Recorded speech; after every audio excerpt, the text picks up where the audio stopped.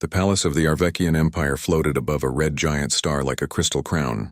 Its long towers shone with silver light and bridges of glass stretched between them. Inside, the halls echoed with quiet power. The Arvekians were a proud alien race. They believed in strength of body, wings, and telekinetic skill. For them, weakness was shame. Princess Illyra walked through the tall corridors, her steps light, her head low. Her wings were small and pale, nothing like the bright wings of her sisters. Court servants bowed but whispered after she passed. They called her the burden when they thought she could not hear. She heard anyway. Every day the name grew heavier. King Vadran sat on the high throne of blue stone. He was tall, with wings like blades of iron and eyes like burning suns. Around him stood his generals and advisors. When Illyra entered the chamber, they fell silent. The king's gaze moved over her like a cold wind. "You may leave, child," he said. "This is no place for you." But she did not leave. She stayed at the edge of the chamber and listened. The generals spoke of rebels rising on the far moons. They spoke of new weapons and new wars. Illyra said nothing, but she remembered every word. She had a mind like a net, catching details others threw away. That day, a prisoner was brought into the hall. He was a human, captured in a skirmish near the border. His name was Marcus Hale. He stood upright even in chains. His uniform was torn, his face marked with dust and blood, but his eyes were steady. The court laughed at the strange creature. Humans were small compared to Arvekians, and their bodies had no wings, no telekinetic power. To the court, he was weak. To Illyra, he looked different. Not weak, but unbroken. King Vadran questioned Marcus about human strategy, about Earth's allies. Marcus gave short answers and refused to betray secrets. The king smiled without humor. "If the human will not speak," he said, "we will find other uses for him. Perhaps he can train our guards to fight like his kind." "I hear humans rely on trickery." The court laughed again. The king waved his hand, and guards took Marcus away. Illyra watched him as he passed. He looked at her for just a moment, and something passed between them. Not words, but recognition. She saw a steady mind. He saw lonely courage. Later, Illyra went to the high balconies of the palace. From there, she could see the red star boiling below, its light painting the glass floors in deep orange. She thought of Marcus. She thought of the way he stood, even in chains. In her heart, she wondered, why did the king keep him alive? And why did she care? Days passed. The human was set to work training palace guards. He showed them how to move together, how to hide weakness, how to strike at points of balance. His methods were strange to the Arvekians, who trusted power and direct force. But the guards began to learn quickly. They found that Marcus's tricks worked even against stronger opponents. Illyra watched from a hidden gallery above the training floor. She saw how Marcus adjusted his plans when something failed. He did not give up. He did not believe in perfection. He believed in trying again. It was a kind of power she had never seen before. One evening, she dared to step onto the training floor. Marcus turned and saw her.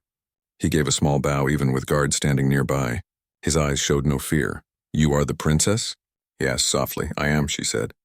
Her voice shook, but she held his gaze. "You are the human soldier?" "Yes," he said. "Marcus Hale." She asked him about his training. He told her about Earth's wars, about soldiers who fought not because they were strongest, but because they had to survive. He spoke of teamwork, of cleverness, of spirit. She listened with hunger. No one in the palace spoke to her like that. No one taught her things. They only told her to stay quiet, to stay hidden. "I have no power," she said at last, lifting her pale wings. "I am a burden to my father." Marcus looked at her for a long time. "Power takes many forms," he said. "Sometimes the strongest person is the one who thinks ahead." She left before the guards grew suspicious, but his words stayed with her like a flame. That night, Illyra sat in her private chamber looking at the sky. She remembered the whispers, burden, weakling, mistake. But she also remembered Marcus's eyes and his voice. She began to imagine herself not as a burden but as something else. She did not know yet what that was. A week later, a coded message reached the palace. The king's advisors tried to read it but could not. It was written in a strange mixture of rebel code and human encryption. Illyra, curious, asked to see it. At first the advisors refused, but she reminded them she was still a princess. They handed it over with sneers. She worked on it in secret. She saw patterns the others missed. After 2 nights, she broke the code. The message spoke of a rebel plan, a strike against the palace itself. Illyra's hands trembled as she held the decoded slip. If she told her father, he would crush the rebels, but also destroy an entire city to do it. If she said nothing, thousands might die. She thought of Marcus again. She decided to show him. Late at night, she slipped into the training arena where Marcus slept in a guarded cell. She held the decoded message behind her back. The guards were half asleep. She whispered his name. He woke and came to the bars. "I decoded this," she whispered. She passed the slip through the bars. They planned to attack. Marcus scanned the message with quick eyes. "This is real," he said softly. "If this happens, your people will be in danger. You've done something brave." "I don't feel brave," she said. "You are," Marcus said. "You're already seeing what others don't." In that moment, Illyra felt a strange spark. She was no longer only a quiet princess. She was someone who had acted, someone who had chosen. Over the next days, she and Marcus spoke more. She asked about tactics, about Earth's ideas of leadership. He taught her small things. How to think like an enemy, how to plan 3 steps ahead. She taught him about Arvikian customs and technology.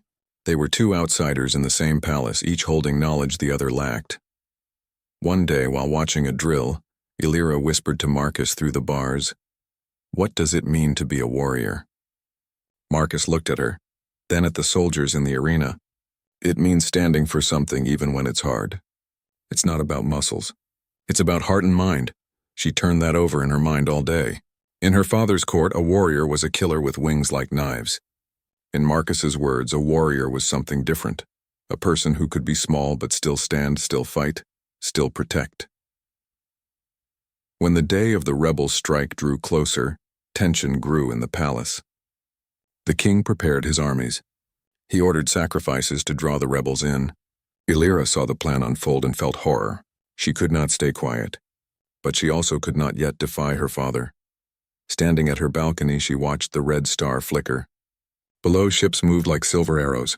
She thought of Marcus in his cell, of the message she had decoded, of the things he had said. Somewhere deep inside her, a decision was forming. A decision that would change her life and the life of her people. The training arenas of the Arvekian palace were built like great circles of glass and steel. Bright light from the red giant star poured through high windows, filling the space with a copper glow. Soldiers trained every day under the watch of stern commanders. Their wings beat against the air as they practiced aerial combat and telekinetic pushes. But down on the arena floor, a small group trained in a very different way. Marcus Hale, the human prisoner, stood before them with his arms crossed.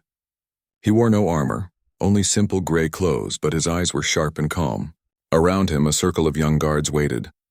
He spoke in a clear voice, using simple words.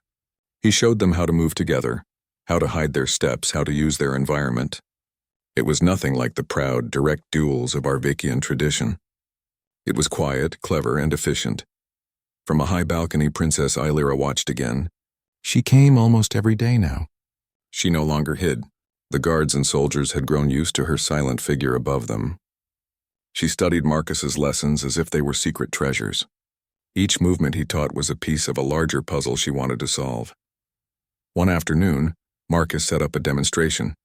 He asked 3 of the strongest guards to try to push him down. They charged, wings flaring, power surging. Marcus stepped aside, ducked, and used their own momentum to topple them. The watching soldiers gasped. No one had seen a human move like that. Illyra felt her heart beat faster. It was not magic. It was skill and thought. When the session ended, Illyra descended to the arena floor. Marcus looked at her as she approached. The guards pretended not to notice, though they whispered behind their hands. "You watch every day," Marcus said quietly. "Why?"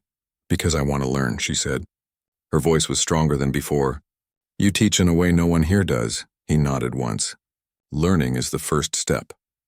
They walked along the edge of the arena while the guards cleared equipment. Illyra asked him about Earth again, about how soldiers there learned to survive. Marcus spoke about strategy, about teamwork, about planning for the worst. He did not brag. He simply described. "You talk about teamwork," Illyra said. "But my people do not fight like that.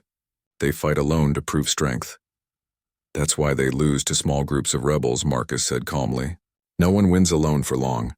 She thought about that all evening. Her people built great ships and cities, yet they had never questioned their way of fighting. Marcus's ideas were dangerous but also exciting.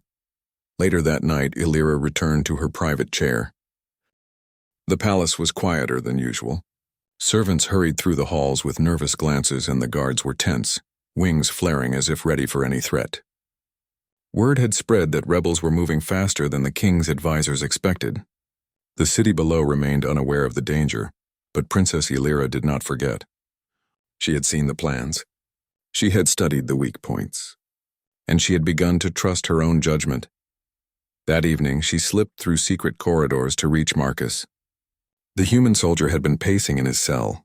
His chains clinked softly, but he did not stop when she approached.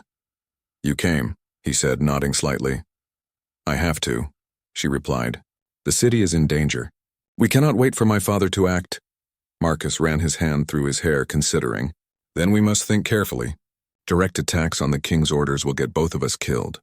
"I don't care," Illyra said. "People will die if I do nothing." His eyes softened. "Carefulness does not mean weakness. You have power in your mind, Illyra. Use it." Over the next days, they worked together in secret. Marcus showed her how to use the palace itself as a shield for those in danger. She learned to plan escapes through hidden tunnels, to organize civilians quietly, and to spot vulnerabilities in the king's defenses. Each lesson made her heart pound, but also made her feel alive. One night, as they studied maps of the city and palace, Marcus said, "Leadership is not about orders. It is about seeing what others miss and acting before it's too late." Illyra traced her fingers over the streets below the palace. "Then we can save them," she whispered. "If we act carefully, we can move people to safety before the rebels arrive." "Yes," Marcus said.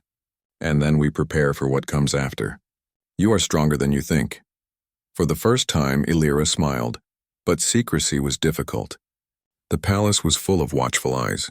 One morning, while practicing new maneuvers on the training floor, Illyra was nearly discovered by a high-ranking guard. Her wings shook as she dove behind a pillar. Marcus intervened, creating a small distraction, drawing attention away from her. The incident reminded her how dangerous her actions could be. "That was too close," Marcus said, pulling her aside. "You must move with more caution." "I cannot stop," Illyra replied. "Not when so many lives are at risk." He looked at her seriously. "Then you must be smart. Faster, quieter, cleverer. That is the warrior I see inside you." The word struck her deeply.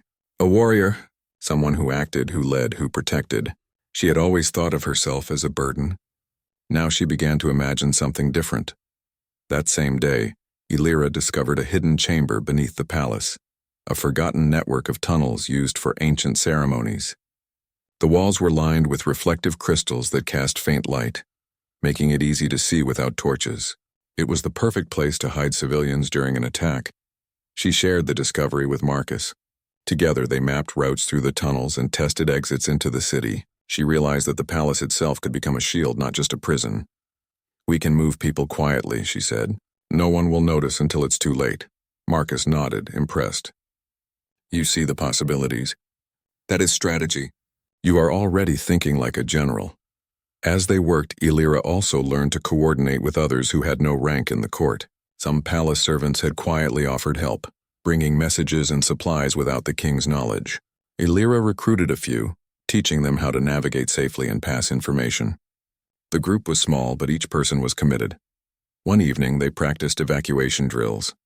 Marcus guided Illyra as she gave instructions, her voice clear and confident. She felt the weight of authority settle on her shoulders. For the first time, she understood the responsibility of leadership, not just titles or wings, but careful choices that saved lives. She looked at Marcus afterward. "I have never felt like this before," she said. "Like a warrior?" He asked. "Yes," she replied. "Not a princess hiding in fear. A warrior who can act."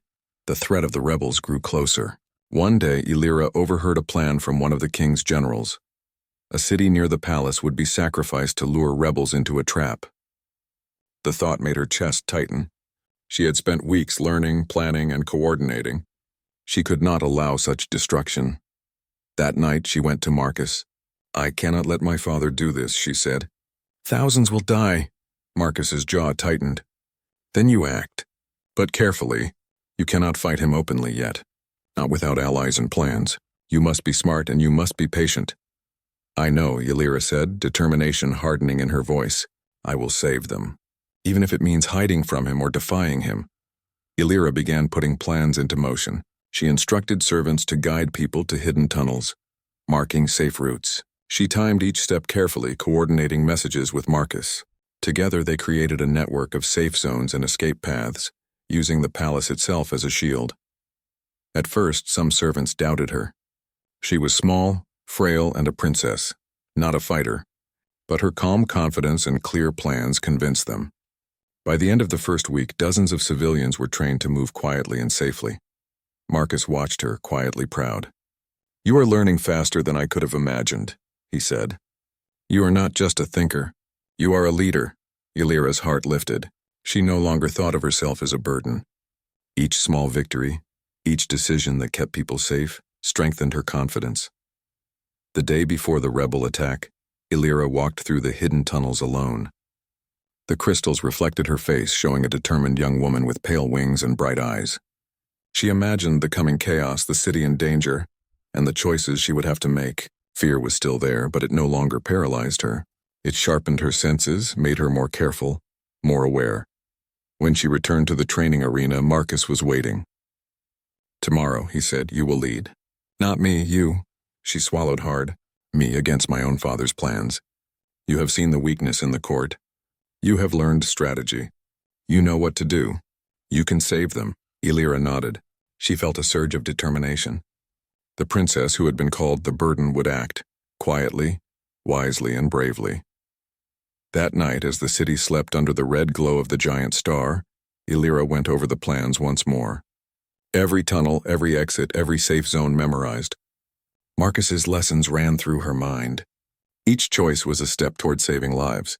She was no longer a princess waiting for orders. She was a strategist, a protector, a warrior in her own right. The city of Kale Torn lay under the copper glow of the red giant star, quiet and unaware of the storm approaching. Narrow streets wound between tall buildings of silver and glass. In the palace above, Princess Ylira stood at a balcony, looking down at the city below. Her pale wings trembled slightly, but her eyes were steady. Tonight, the plan she and Marcus had prepared would be tested. Marcus Hale moved silently behind her. Are you ready? He asked, his voice calm. I have to be, Ylira said. Too many lives are at stake. Together they slipped through the secret corridors of the palace. Servants who had pledged loyalty to Ylira guided them through hidden staircases and forgotten chambers. Every shadow, every sound was accounted for. The rebels would come, and they had only moments to act.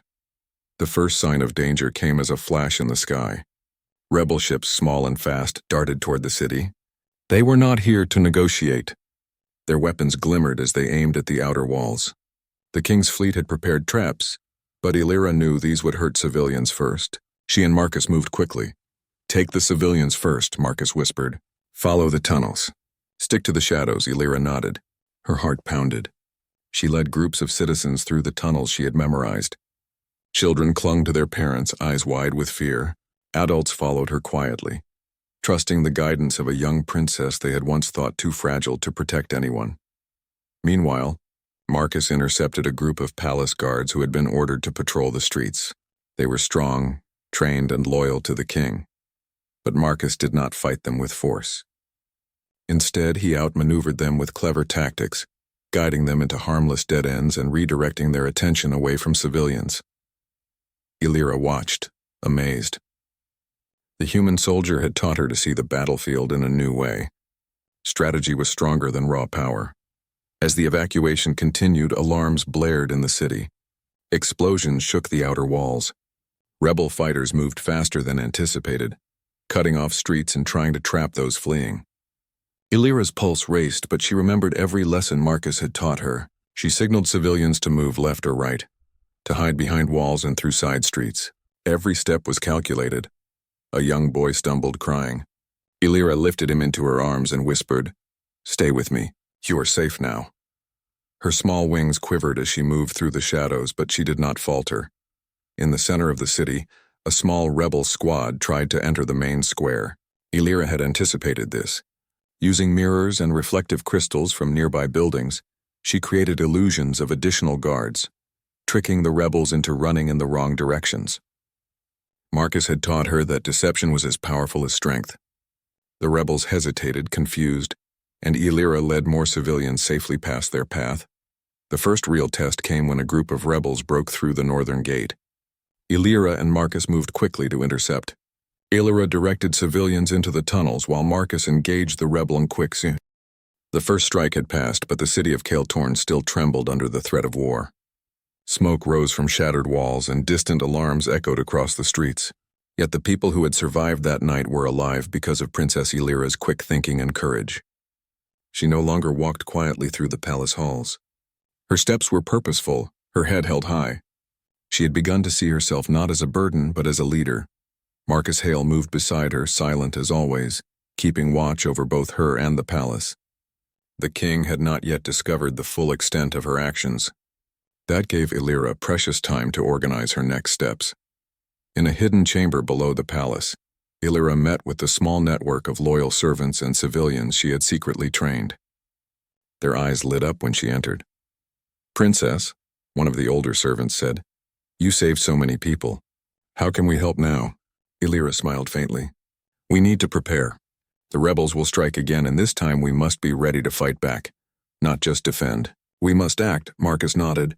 "We can form a small strike team. They will need guidance and courage, and that is where you come in." Illyra looked at the faces around her. Each person was willing to risk their life. That courage inspired her. "Then we trained," she said.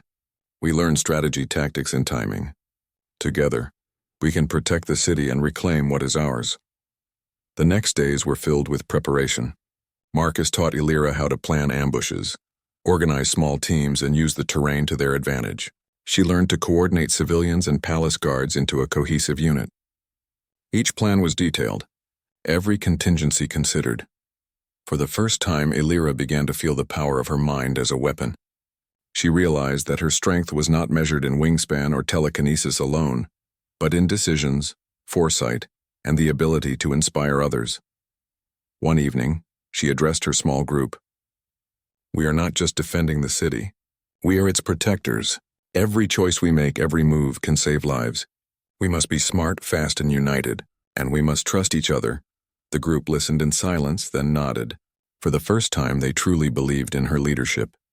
Meanwhile, scouts reported that the king's elite guards were investigating the tunnels.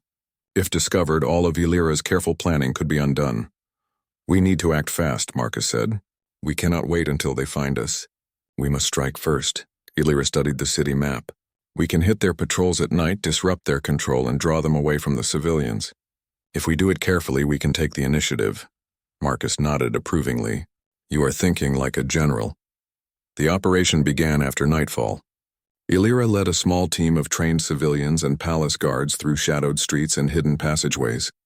Every move was calculated. They struck only where necessary, using clever traps, feints, and the knowledge of the terrain. At the first checkpoint, a group of elite guards blocked their path. Illyra signaled silently to Marcus, who led the team in a quick diversion. Using makeshift barricades and shadows, they misled the guards into thinking the strike team had gone elsewhere. Illyra's mind worked like clockwork, predicting each step the enemy would take.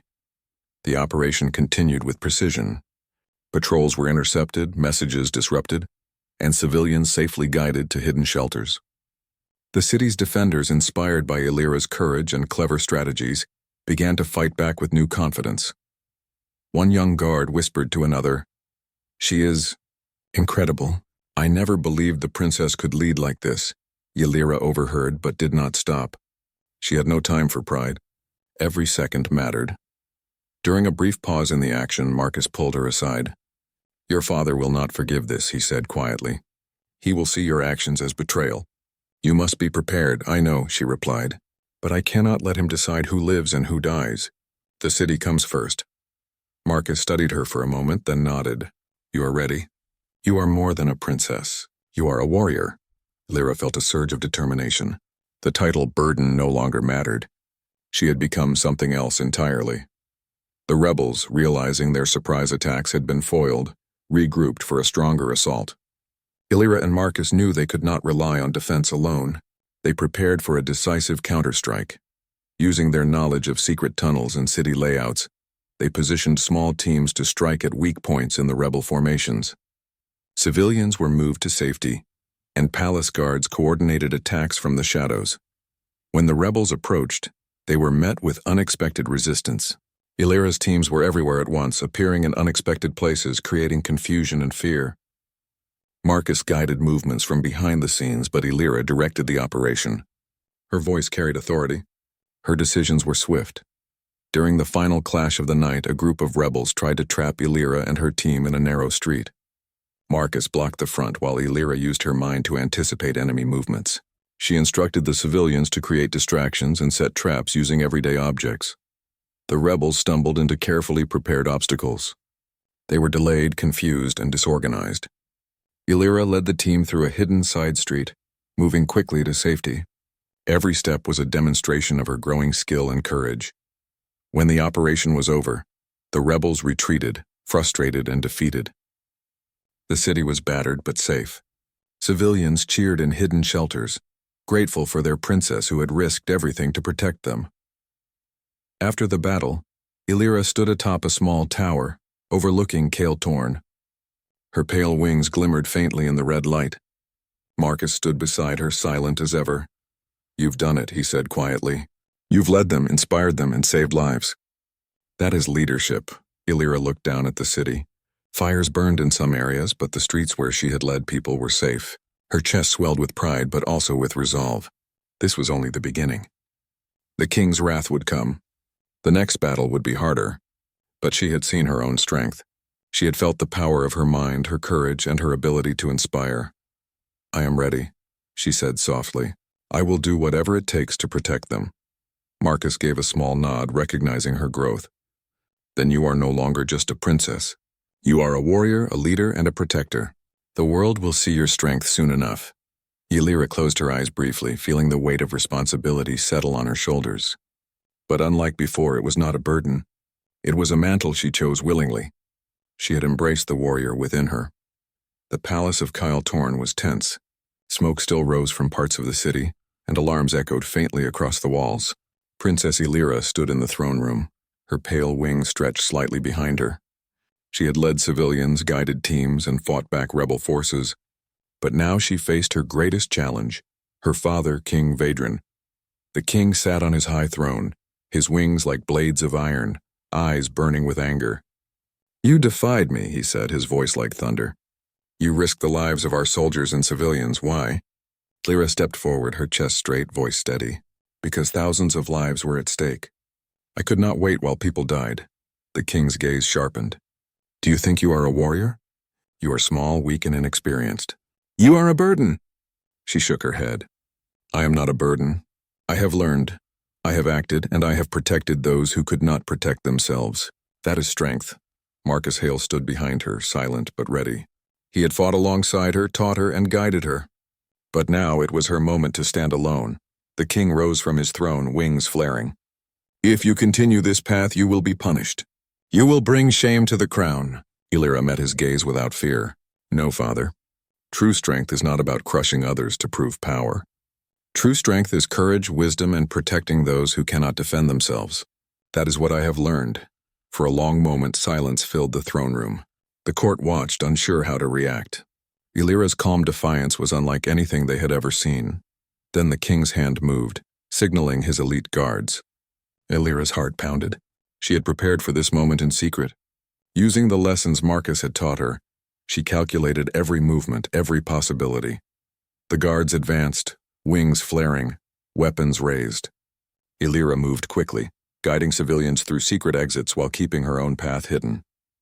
She used subtle telepathy to delay the guards' reactions, giving the trapped people moments to escape. Marcus helped by distracting some of the patrols, but Illyra acted decisively, leading with strategy and courage. "You are ready," Marcus whispered, as he guided the last group to safety. "Now you lead," Illyra nodded. Her small wings quivered but did not falter. She had grown into her role. She was no longer the timid princess the court had dismissed. She was a strategist, a protector, a warrior. In the throne room, the king confronted her directly. He swung a weapon toward her, testing her reflexes. Illyra dodged, moving with agility Marcus had trained into her. She did not fight to kill, but to disarm and protect herself. Each movement was precise, each decision deliberate. "You are strong in mind," the king said, eyes narrowing. "But strength of mind will not save you from the crown." "I do not need to defeat you to be strong," Illyra said. "Strength is choosing to protect even when it is dangerous." "That is what I have done," the court murmured. Some gasped. Others whispered among themselves. The king's own advisors began to doubt. Here was a young princess, small and frail in appearance,